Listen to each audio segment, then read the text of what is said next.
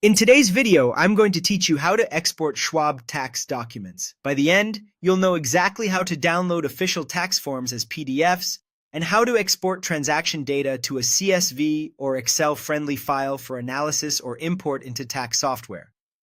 First, let's cover the most common and official route: downloading your tax forms as PDFs. After you sign in to your Schwab account, head to the Accounts menu and choose Statements and Tax Forms. From there, open the 1099 dashboard. If you have multiple accounts, make sure you choose the correct one so you get the right documents.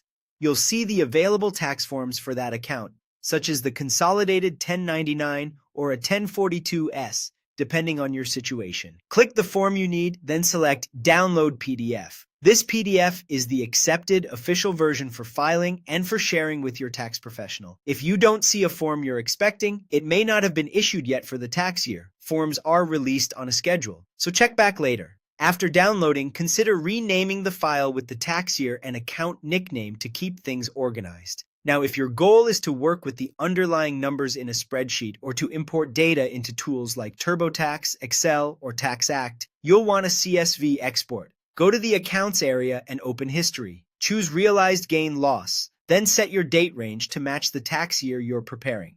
Review the preview to confirm you're capturing the correct period and transactions. Remember, realized means completed sales that generate gains or losses.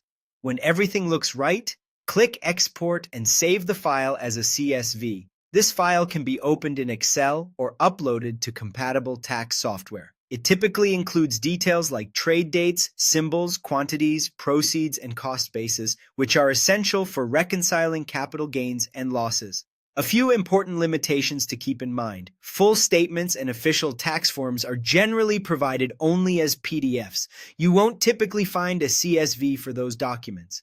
The CSV export is best for transactions and realized gain/loss data, not for complete statements.